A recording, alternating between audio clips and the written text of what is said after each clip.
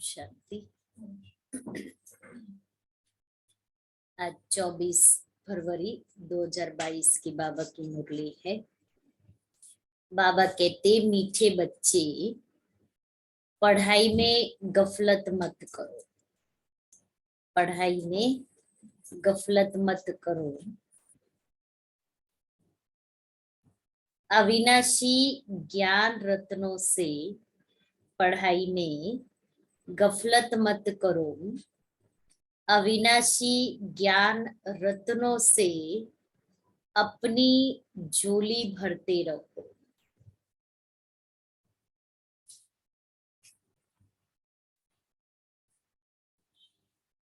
विनाशी धन के पीछे इस कमाई को छोड़ना नहीं। विनाशी धन के पीछे इस कमाई को छोड़ना नहीं। प्रश्न है, जो बच्चे बाप के समान रहम दिल है, उनकी निशानियां क्या होगी? जो बच्चे बाप के समान रहम दिल है, उनकी निशानियां क्या होगी?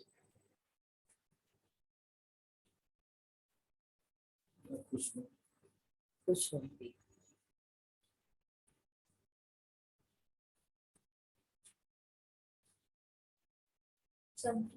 संतुष्ट होंगे।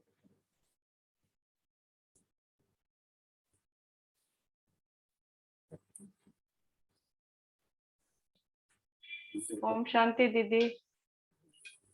दीदी वो पढ़ाई करेंगे और ज्ञान दूसरे को भी सुनाएंगे।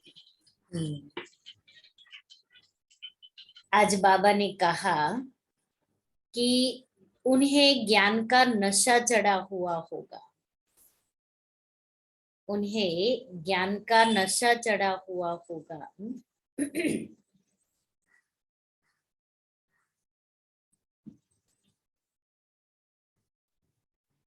वे ज्ञान रत्नों को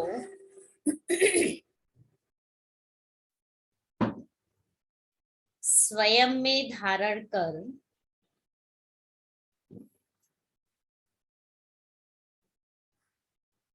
दूसरों को ज्ञान का इंजेक्शन लगाते रहेंगे।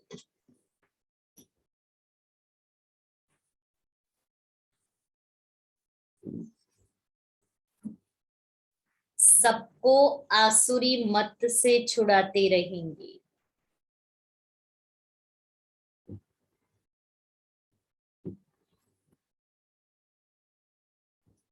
दूसरा, उसमें जो बाबा सुनाते हैं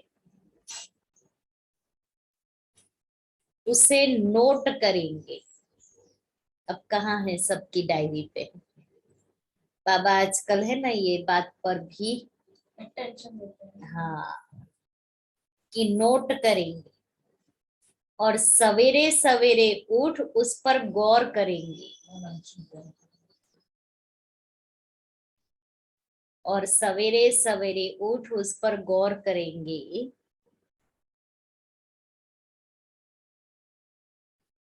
विचार सागर मंथन कर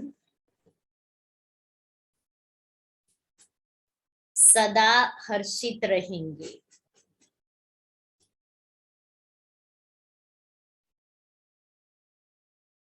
गीत है, हमारे तीर्थ न्यारे हैं, हम धरती के तारे हैं।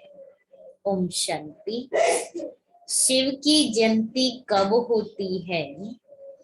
वह परमपिता परमात्मा शिव कब अवतरित होते हैं, यह भारतवासी नहीं जानते। तुम बच्चे भी नंबरवार पुरुषार्थ अनुसार जानते हो कि शिव कब अवतार लेते हैं। गाते हैं रात्रि को अवतार लिया, परंतु कौन सी रात्रि? क्या यह जो कॉमन रात दिन होते हैं वह रात्रि या और कोई रात्रि है? इसको भारतवासी नहीं जानते। शिव के बदले उन्होंने फिर कृष्ण का जन्म रात्रि 12 बजे का रख दिया है। शिव को भार मानते हैं, परंतु वह जन्म कब लेते हैं यह जानते नहीं। शिव के अवतरण का दिन सबके लिए सबसे बड़े ते बड़ा दिन है। शिव जयंती सबसे बड़े ते बड़ा दिन, क्योंकि वह सर्व का सद्गति दाता है। जब सबके ऊपर भीड़ पड़ती है माना दुख होता है, तब चिल्लाते हैं ओ पतित पावन आओ, ओ गॉड फादर रहम करो। पोप भी कहते हैं हे गॉड फादर इन मनुष्यों के ऊपर रहम करो। यह एक दो को मारने के लिए तैयार हो गए हैं, कोई की सुनते भी नहीं है। उन्हों को ईश्वर मत दे, जो किसी की नहीं सुनते हैं वो ईश्वर की मत पर चले, ईश्वर उसको सद्बुद्धि देवे। कोई घर में बिगड़ते हैं तो कहते हैं ईश्वर इनको अच्छी मत दो, क्योंकि आसुरी मत पर चल रहे हैं। हे भगवान तू इन्हें सद्बुद्धि आप, ऐसे कहते हैं ना। अब भगवान है कौन यह भी नहीं जानते हैं।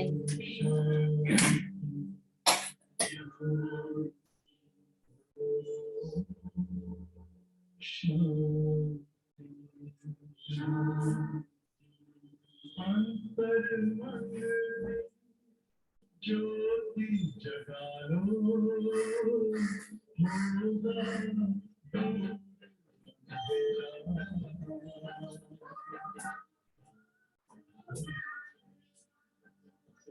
शिव का कर लो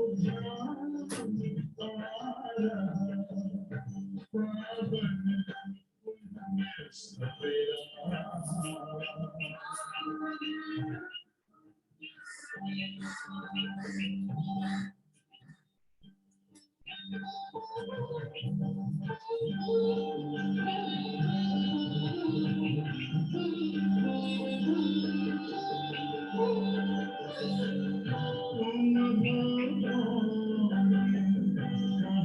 से आए अपनी आप को जानो, राजयोग के द्वारा अपना वर्ण का पहचानो। किसी राजपथ पर चल कर तुम पालो अपना बसेरा।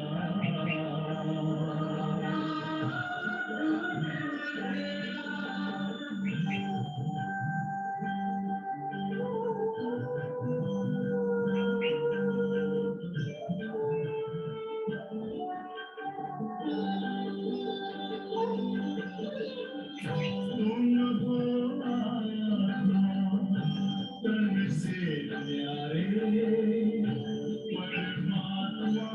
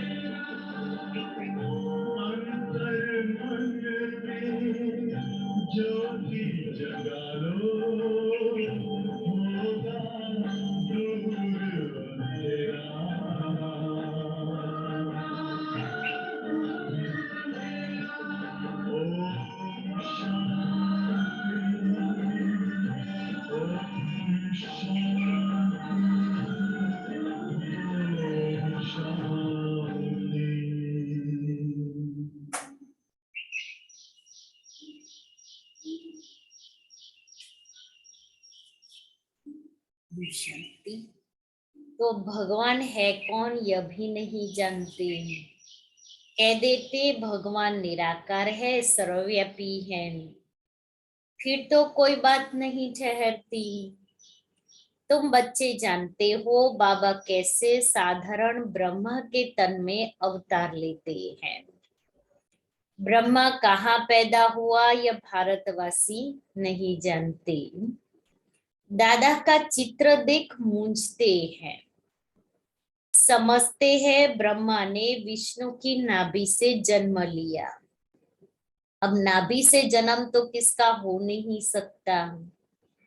विष्णु कहाँ का रहने वाला है, किसकी बायोग्राफी को जानते ही नहीं। क्या ब्रह्मा द्वारा विष्णु ने सब वेदों का सार सुनाया। ब्रह्मा को हाथ में वेद दे दिए हैं, यह भी नहीं हो सकता। बाप समझाते हैं एक तो बच्चों को देही अभिमानी होकर यहाँ बैठना है। जब मुरली सुनने बैठते हैं तो बाबा कहता देही अभिमानी बनकर बैठो। हम आत्मा परमपिता परमात्मा से इन कानों द्वारा सुन रहे हैं, परंतु बच्चे घड़ी घड़ी भूल जाते हैं। हम आत्माओं के साथ परमपिता परमात्मा वार्तालाप कर रहे हैं, जो सबका सद्गति दाता ज्ञान का सागर है, वो बैठ बच्चों को पढ़ाते हैं। ये सिवाय तुम्हारे किसकी भी बुद्धि में बैठता नहीं है, इसलिए इतना रिगार्ड नहीं रखते हैं। अगर निश्चय है कि भगवान पढ़ाते हैं तो यह पढ़ाई एक सेकंड भी छोड़ नहीं सकते। इतनी इस पढ़ाई की वैल्यू करते, पढ़ाई मिस नहीं करते, पढ़ाई का मनन चिंतन करते, पढ़ाई को रिवाइज करते, और उस पढ़ाई के आधार पर जो भी परिस्थितियां आती उसके ऊपर अप्लाई करते और पास होते। क्योंकि थियोरिकल और प्रैक्टिकल दोनों एग्जाम होती है ना उस लौकिक पढ़ाई में, तो यहाँ भी हमारी प्रैक्टिकल एग्जाम होती है। तो हमने कितनी पढ़ाई पढ़ी है वो उससे प्रैक्टिकल एग्जाम से पता पड़ता है।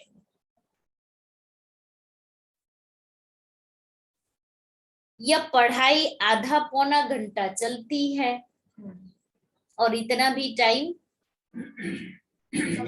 नहीं है। होता ही है लेकिन देखो निकालना हाँ, आत्मा की अपनी कितनी कमजोरी कहो कि और सब बातों के लिए टाइम, कोई बात मिस नहीं करेंगे सिवाय ज्ञान योग के। ज्ञान योग स्किप हो सकता है, बाकी सब स्किप नहीं हो सकता है। तो आधा पौना घंटा भी मुझे अपने लिए निकालना है। सुबह सुबह में पढ़ाई पढ़ लो, फिर सारा दिन तो आपका ही है, फिर कोई जो करना है करो। सिर्फ सुबह में 1 घंटा आओ, बाबा के सम्मुख बैठ करके पढ़ाई पढ़ो। जैसे अभी बच्चों की स्कूल खुल गई है, बच्चे कितने खुश है। ऑनलाइन में इतने खुश नहीं थे, लेकिन अभी कितना खुशी खुशी से स्कूल जा रहे हैं, पढ़ाई पढ़ रहे हैं। तो वो जो सामने बैठ करके पढ़ाई पढ़ते हैं उसका मजा ही अलग होता है। तो बाबा भी हम बच्चों को सम्मुख पढ़ाने के लिए परमधाम छोड़ करके यहाँ आते हैं। तो हमें भी पढ़ाई सम्मुख पढ़नी है, ये ऑनलाइन वाली पढ़ाई पढ़ाई नहीं है, उसको हम पढ़ाई नहीं कहेंगे। अभी जब स्कूल खुल गई है, स्कूल खुल जाने के बाद कोई ऑनलाइन नहीं पढ़ रहा है, सब स्कूल जा रहे हैं। ऑनलाइन होता ही नहीं।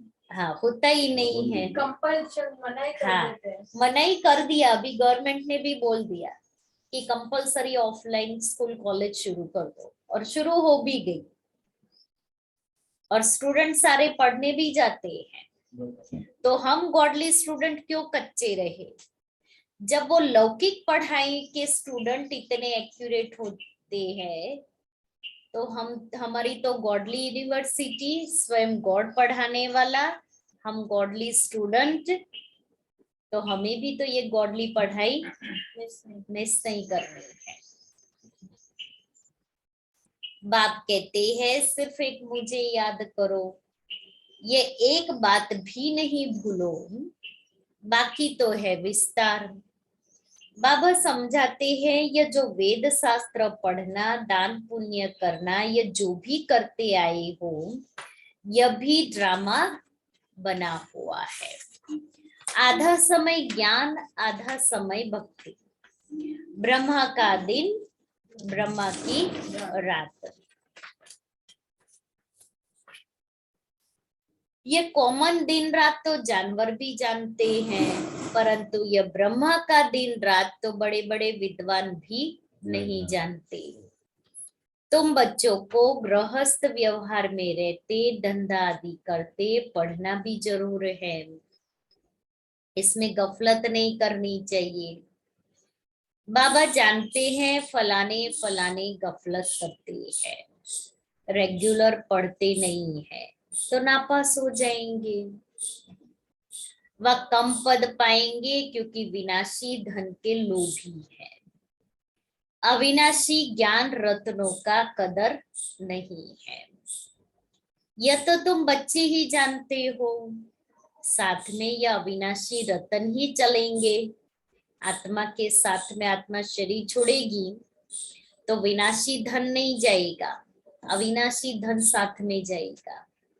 इसलिए तो बाबा रोज कहता रहता है, इस विनाशी धन को भी सफल करो, विनाशी धन को सफल करो, और दे के संबंधों को भूल जाओ। सफल मतलब इकोनॉमी में आप बोल रहे नहीं, बाबा की यज्ञ की सेवा में लगाओ। इकोनॉमी से भी चलो, दो बातें हैं। इकोनॉमी से भी चलना है और उसके साथ साथ मुझे इस ईश्वरीय सेवा में सफल भी करना है। क्योंकि देखो अभी जो समय चल रहा है हम सब देख रहे हैं, जैसे जैसे हम आगे बढ़ेंगे समय तो और खराब आएगा।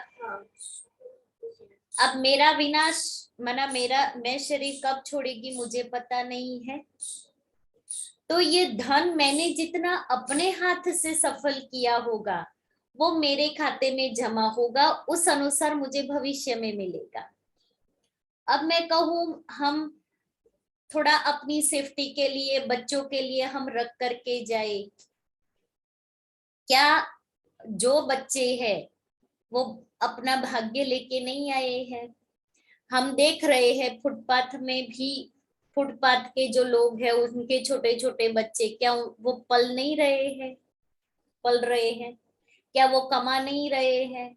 बड़े होकर के वो भी तो कमा रहे, कई तो इतने अच्छे पढ़ लिख करके बड़े व्यक्ति बन जाते हैं।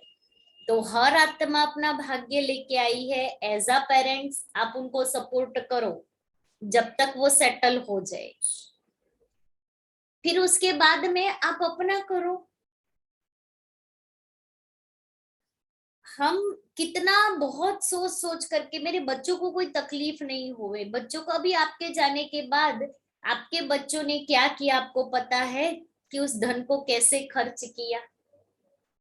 आप अपने सामने ही देख रहे हैं। आप अभी भी इकोनॉमी से चल रहे हो और आपके बच्चे देखो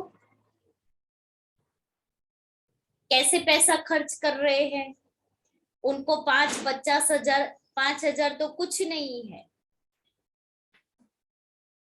महंगे मोबाइल लेके आएंगे, होटल्स में जाएंगे, ब्रांडेड कपड़े लाएंगे, हर चीज कितनी अच्छी यूज करेंगे, कहीं भी जाना है। अरे आप इतना क्यों सोचते हो? तो जब आप अभी भी इकोनॉमी से चलते हो किस लिए? अब जो इकोनॉमी से चला तो आप उतने पैसे जो बचे वो यज्ञ में लगा दो, वो बाबा की सेवा में लगा दो। आप छोड़ करके गए, उसको तो और ही अच्छा है, कोई मेहनत नहीं करनी पड़ी। जब बिगर मेहनत के कुछ मिलता है तो उसकी वैल्यू नहीं होती है, कोई वैल्यू नहीं होगी बिगर मेहनत। उसको मिलेगा ना तो कि वो धन कैसे माँ बाप ने कमा करके आपके लिए इकट्ठा किया। इसलिए जितना हो सके उतना मुझे सफल करना है। इसलिए उस दिन बताया था ना कि आप कपड़े ले रहे हो, आप 5,000 के कपड़े ले रहे हो तो उसमें से आधा आप 5,000 के कपड़े लो या 2,500 के लो और 2,500 बाबा की सेवा में लगाओ। उस दिन ये प्रोजेक्ट की बात जब चली तो उस दिन यही सुनाया था। तो कोई भी चीज मैं ले रही हूँ घर के लिए, मैं बाबा के लिए लूं, मैं बाबा के यज्ञ में डालू। अच्छा बाबा के घर में वो चीज नहीं चाहिए तो उस चीज का जितना पैसा है अब भंडारी में डाल दो। बड़ी दादी थी ना तो वो कहती थी एक हिस्सा सबसे पहले, एक हिस्सा आप बाबा के लिए निकालो, बाबा की सेवा के लिए, दूसरा हिस्सा घर खर्च के लिए निकालो, तीसरा हिस्सा आप बैंक में डालो जो आपके लिए इमरजेंसी में काम आए, चौथा हिस्सा उन्होंने कहा कि आप अपनी पॉकेट मनी निकालो, पांचवा हिस्सा मधुबन में दो और छठा हिस्सा आप मेडिकल के लिए रखो। तो कहा आपकी जो इनकम होती है ना उसके 6 हिस्से करो, 6 पार्ट करो तो लोड नहीं आएगा, हमारा इम्बैलेंस हो जाता है। इसलिए कोई भी एक चीज पर लोड ज्यादा आता है।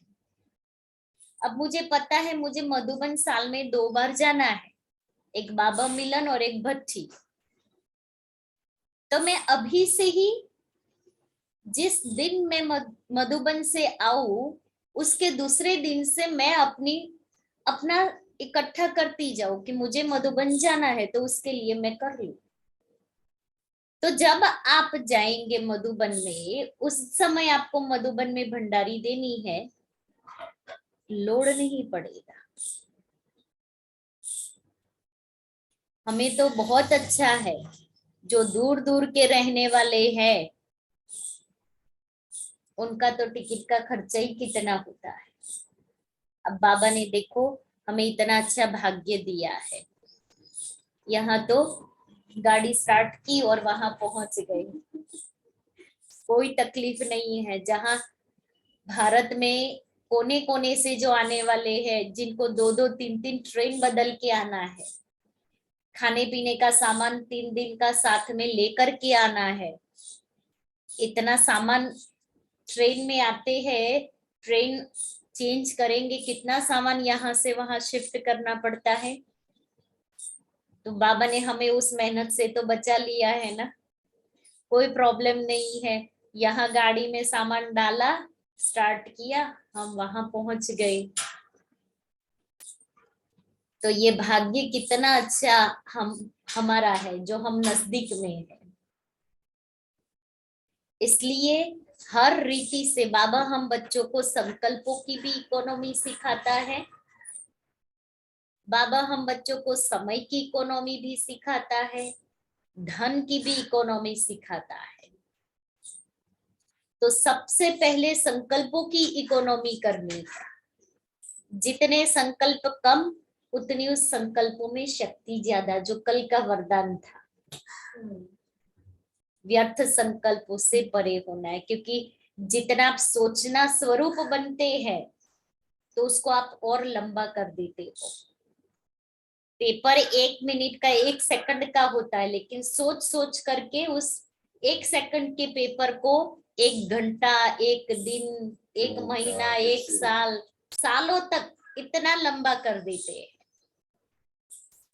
तो सबसे पहले संकल्पों के खजाने को, संकल्पों के धन को हमें बचाना है। दूसरा फिर समय का धन। हम सभी कहते समय नहीं मिलता है, हम भी कहते समय नहीं मिलता है। तो हम ये देखें कि मेरा समय कहाँ कहाँ जाता है। मेरा समय, मुझे समय नहीं मिल रहा है तो मेरा समय कहाँ कहाँ खर्च हो रहा है, किस किस बातों में हो रहा है, किस चीजों में जा रहा है। और तीसरा स्थूल धन। स्थूल धन भी हम कहाँ कहाँ खर्च कर रहे हैं। आप सभी हिसाब रखो तो पता पड़े कि वेस्ट कहाँ जा रहा है और इन्वेस्ट कहाँ हो रहा है। पैसे तो स्थूल तो सब लोग देखते हैं, लेकिन समय कोई नहीं देखता। समय कोई नहीं देख रहा है। नहीं, स्थूल धन में भी ऐसे नहीं होता है। चलो ना, कहीं गए, मान लो कहीं गए, अब मेरे पास चीज है लेकिन मैंने ले ली,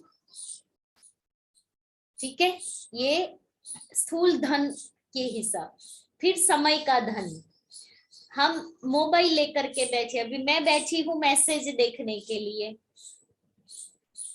अब उस मैसेज देखते देखते 1 घंटा चला गया, पता ही नहीं चल रहा है, तो मेरा वो समय रूपी धन वेस्ट गया ना। और अगर उस मैं सोचूं कि मैं योग करूं, हम कहेंगे हमारे पास तो समय ही नहीं है, मुरली सुनने का भी समय नहीं है। बाबा ने कहा आधा पौना घंटा पढ़ाई है, तो वो समय रूपी धन भी कहाँ कहाँ खर्च हो रहा है। टीवी देखने में, मोबाइल के लिए गपशप करने में, सोने में, खाने पीने में, घूमने में, मेरा समय रूपी धन कहाँ जा रहा है। नहीं तो कहते दीदी कि 24 घंटे में लोग कितने सफर कर लेते हैं, कितने लोग की टाइम ही नहीं है करके बैठ जाते हैं। जैसे आज बड़े बड़े लोग जो सफल हुए, उनके पास भी 24 घंटा है, हमारे पास भी 24 घंटा है। हमारे मम्मा बाबा भी अव्यक्त हुए, संपन्न बने, उनके पास भी 24 घंटा था। हमारी दादियां भी बाप समान बन गई, उनके पास भी 24 घंटा था। अच्छे काम के लिए टाइम नहीं है। तो मना हमारा समय रूपी धन हम कहाँ कहाँ गवा रहे हैं। तो संकल्प, समय और स्थूल, तीनों की इकोनॉमी करनी है।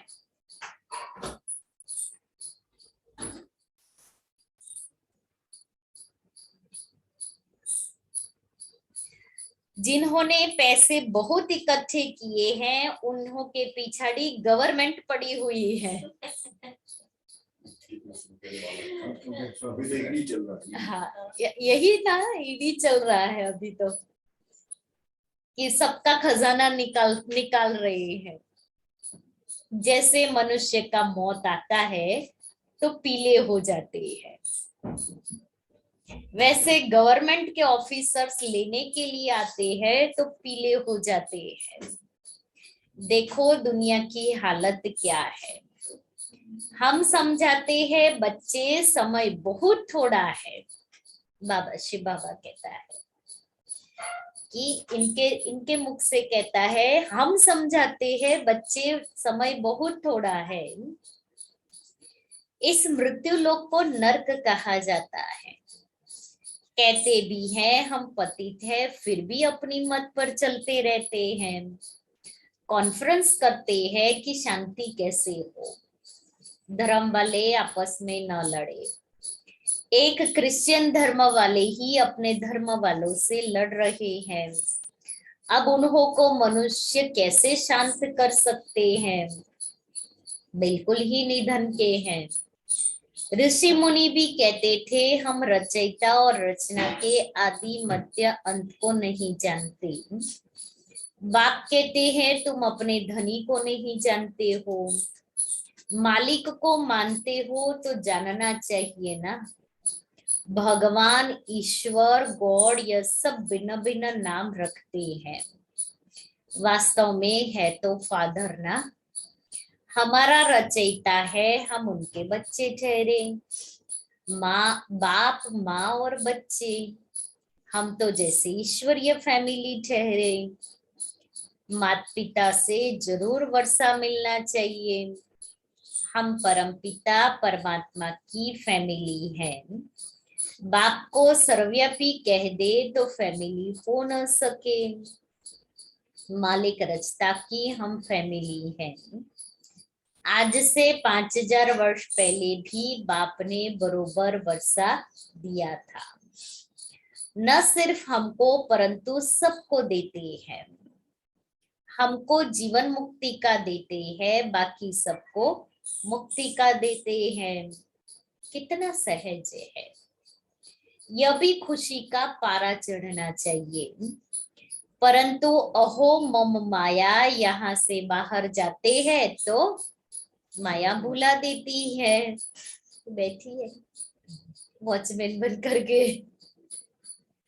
बाप को ही भूल जाते हैं। अभी तुम बाप के बने हो, तुम ही जानते हो शिव बाबा ने भी ब्रह्मा द्वारा हमको एडॉप्ट किया है। ऐसे नहीं कि ब्रह्मा विष्णु की नाभि से निकला। ये चित्र रखना चाहिए। ब्रैकेट में गांधी की नाभि से नेहरू, परंतु विष्णु की नाभि से इतना बड़ा ब्रह्मा कैसे निकलेगा।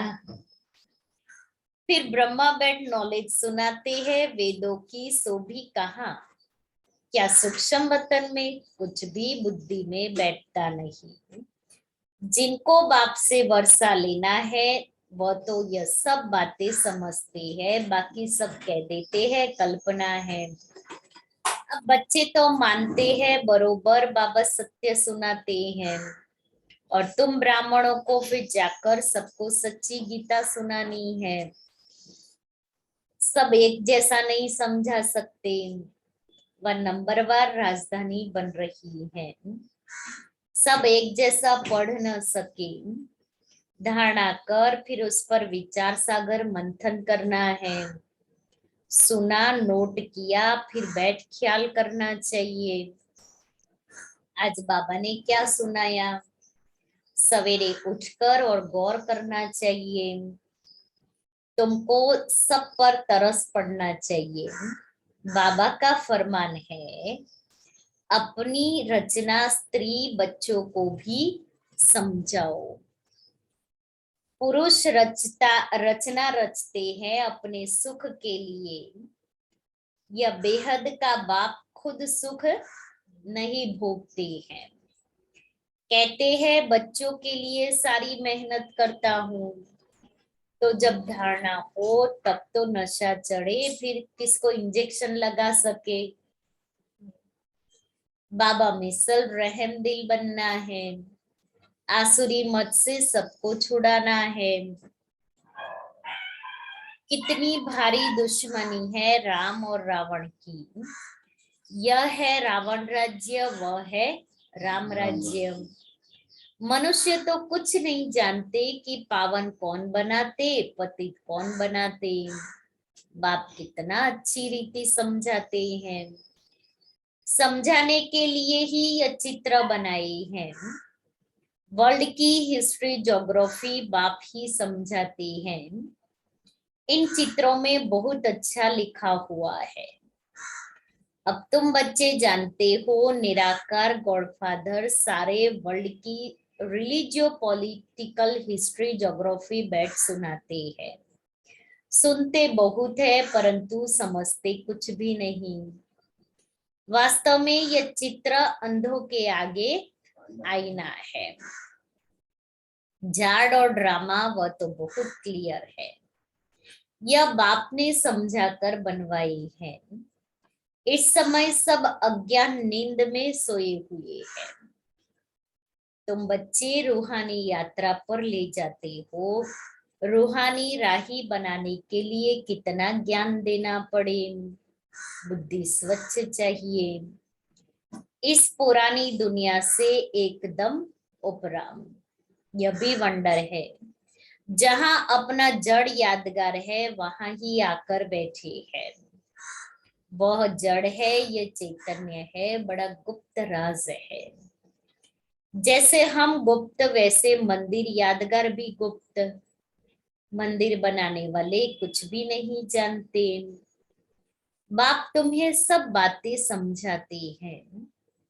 प्रदर्शनी में अक्षर बहुत अच्छे होने चाहिए। तुम्हें समझाना भी बहुत अच्छी रीति चाहिए। आदमी आदमी को पहचानना भी चाहिए। बड़े बड़े आदमी आते हैं, कोई अच्छी रीति समझते हैं, कोई तो कह देते हैं, अच्छा लगता है परंतु फुर्सत कहाँ। कोई कहते हैं कल से आकर समझेंगे। बाबा कह देते हैं तुम कभी नहीं आएंगे। भविष्य में। बड़ा मुश्किल है क्योंकि कल कभी आने वाला ही नहीं है। तुम जानते हो हम देवता बन रहे हैं, हम अपनी राजधानी स्थापन कर रहे हैं, हम राज्य करेंगे, परंतु यह दिल दर्पण में देखना चाहिए। हम राजा रानी बनेंगे या दास दासी व प्रजा, ये दिल रूपी दर्पण में देखना चाहिए। मधुबन में आकर ऐसा नशा चढ़ा कर जाओ जो फिर सदैव कायम रहे, ऐसा नशा चढ़ाना। अच्छा, नीचे नीचे सिकिले दे बच्चों प्रति माता पिता बाप दादा का याद प्यार और गुड मॉर्निंग। रूहानी बाप की रूहानी बच्चों को नमस्ते। हम रूहानी बच्चों की रूहानी बाप दादा को याद प्यार गुड मॉर्निंग और नमस्ते। धारणा के लिए सार है। पहला, इस पुरानी दुनिया से उपराम रहना है।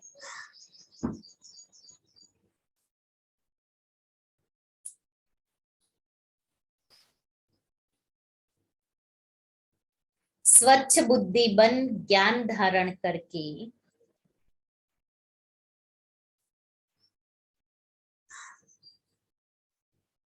फिर दूसरों को धारण कराना है।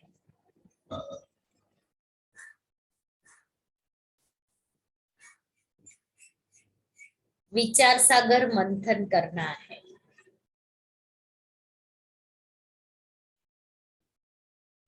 दूसरा है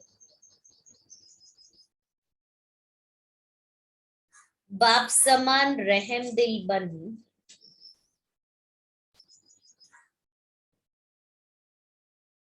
सबको आसुरी मत से छुड़ाना है।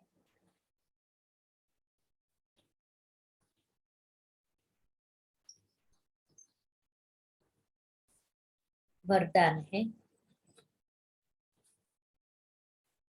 परिवर्तन शक्ति द्वारा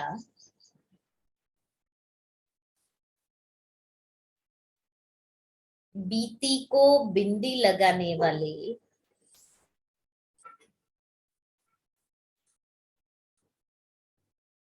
निर्मल और निर्माण भव।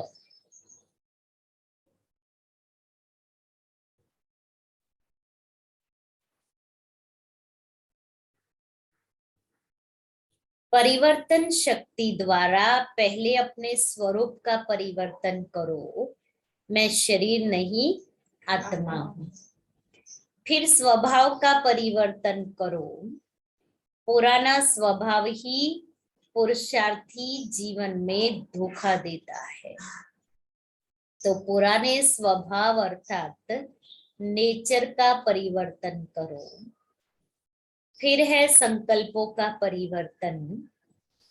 व्यर्थ संकल्पों को समर्थ में परिवर्तन कर दो। इस प्रकार परिवर्तन शक्ति द्वारा हर बीती को बिंदी लगा दो तो निर्मल और निर्माण स्वतः बन जाएंगे।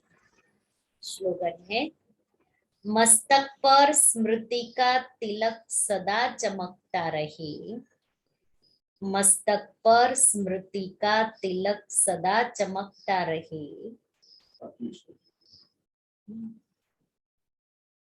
यही सच्चे सुहाग की निशानी है।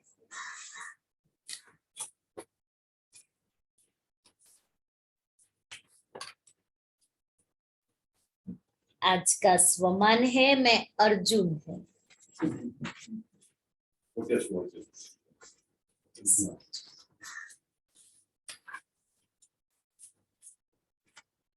एकाग्रता अर्थात कार्य के आरंभ से लेकर सफलता मिलने तक मन बुद्धि दिल और शरीर,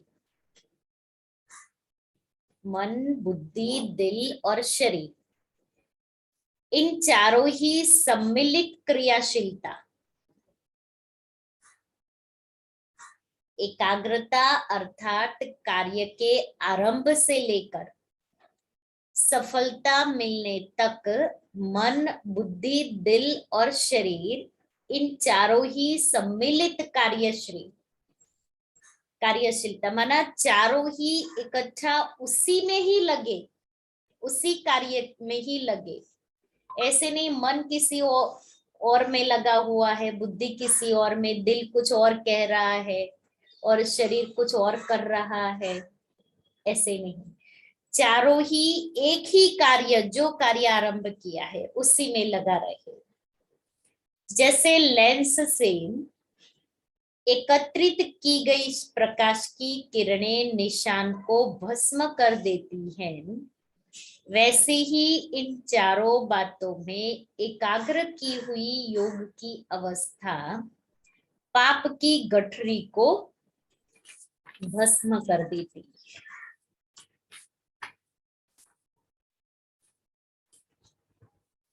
पवित्रता की पॉइंट है आज की।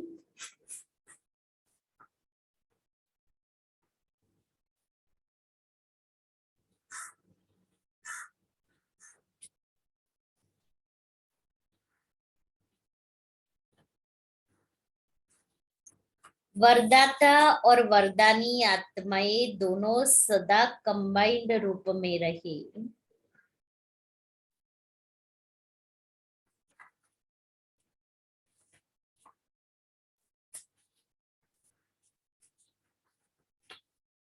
आप सबकी पहली प्रवृत्ति है अपनी देह की प्रवृत्ति, फिर है देह के संबंध की प्रवृत्ति। तो पहली प्रवृत्ति देह की हर कर्मेंद्रिय को पवित्र बनाना। जब तक देह की प्रवृत्ति को पवित्र नहीं बनाया है तब तक देह के संबंध की प्रवृत्ति चाहे हद की हो चाहे बेहद की हो उसको भी पवित्र नहीं बना सकेंगे।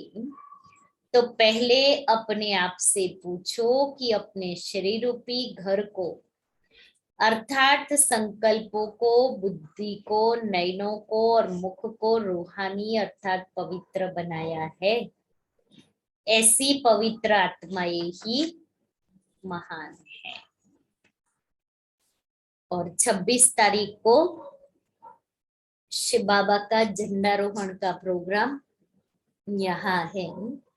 6 से 6:30 योग, उसी में ही बाबा को भोग लगाएंगे। फिर 6:30 से 7:30 बजे तक मुरली होगी और मुरली के बाद झंडा लहराएंगे। इसलिए सभी को 6 बजे पहुंच जाना है शनिवार सुबह में। और फिर रविवार को जो भी हर मास का गुजरात का दिव्यता संपन्न वर्ष ये प्रोजेक्ट लिया है उसका संगठन का ऑनलाइन मुरली क्लास और सुदेश दीदी का क्लास, हमारी मार्च मास का जो सब्जेक्ट होगा, जो थीम होगी उसके ऊपर सुदेश दीदी का क्लास रहेगा। तो वो होगा 6 से 8:30 बजे तक। और ये हमारा शनिवार का 26 तारीख का प्रोग्राम वो भी 6 से 8, 8, 8:15 बजे तक होगा। इसलिए दोनों ही प्रोग्राम में हर एक को आना ही है।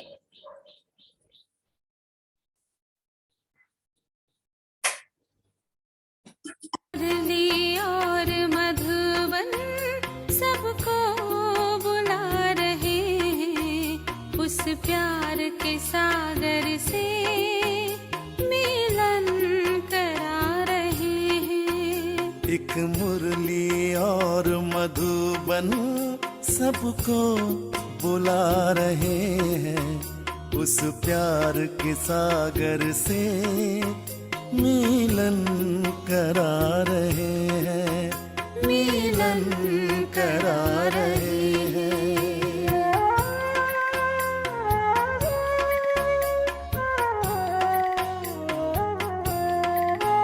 एक बार जो भी आए भूले नहीं भुलाए,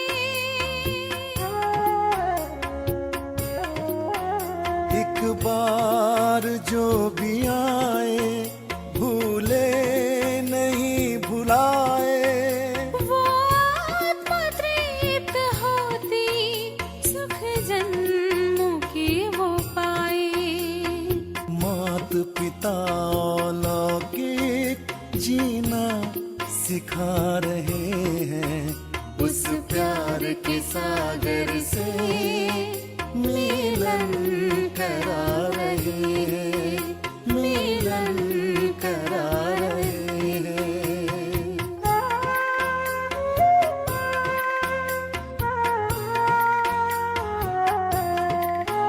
हंसों की मंडली में सब चुगते ज्ञान के मोती। हंसों की मंडली में सब चुगते ज्ञान के मोती।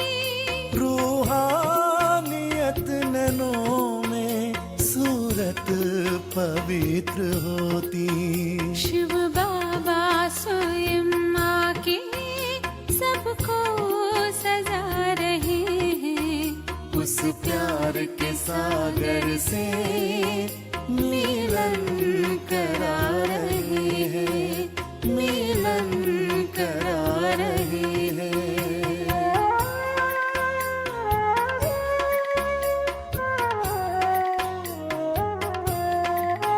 प्रभु प्यार जो है पाते मधुबन के गुण गाते। प्रभु प्यार जो है पाते मधुबन के गुण गाते। हीरे तुल्य संगम के वरदान जो है पाते। भगवान अपने हाथों तकदीर बना रहे हैं, उस प्यार के सागर से मिलन करा रहे हैं, मिलन करा रहे हैं। एक मुरली और मधुबन सबको बुला रहे हैं, उस प्यार के सागर से मिलन करा रहे हैं। एक मुरली और मधुबन सबको बुला रहे हैं, उस प्यार के सागर से मिलन करा